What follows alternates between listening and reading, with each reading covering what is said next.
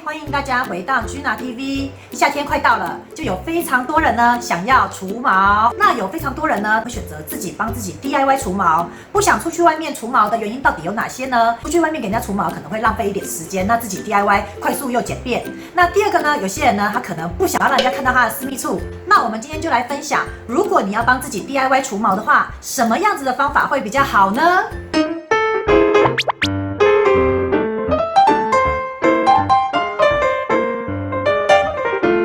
如果你真的非常想要帮自己除毛，想要省一点钱的话，然后不想出去外面给人家除的话，那我真的强烈推荐你可能来上我们的除毛课程。除毛课程是热蜡除毛，这个方式呢，基本上用在除毛的话，是一个非常优秀的方式，比起雷射除毛或者是你用刀子剃，都还要来得舒服舒适。那为什么要来上我们的课程的原因，是因为我发现我们有非常多同学来上除毛课，上完之后呢，他回去可能本来是要开工作室，结果他可能因为自己的一些个人因素，他没有自己开工作室，然后呢，他就拿着他上完课的蜡，就帮自己除私密部或帮自己除小腿、大腿的毛。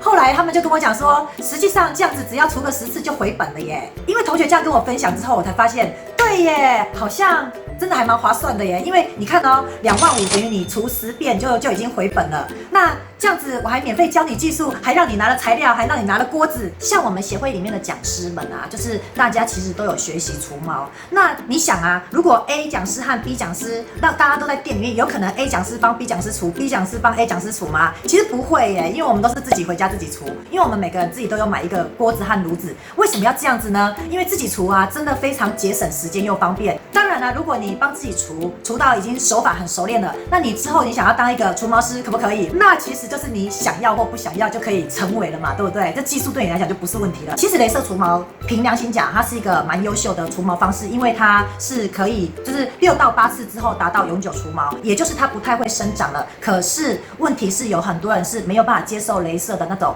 弹啊，或者是烫啊，因为机器不同会有不同的痛感，那也有很多人是不能接受的。像我的话，我个人就会非常喜欢拔毛的这种feel。你是变态吗？反正就是雷射的那种痛我是不能接受，但是拔毛的痛我是觉得还好，而且你知道你多除几次，其实就那个拔毛的痛真的就不太会痛了。学习除毛啊，不只可以省钱，又可以赚钱，真的是一举两得。如果你有除毛相关的问题呢，也欢迎你在下方留言，那我都会尽快的回复你哦。今天的分享就到这里，Gina TV，我们下回见，拜拜。Hello，小天使们，如果你喜欢我的影片，请在下方帮我按订阅。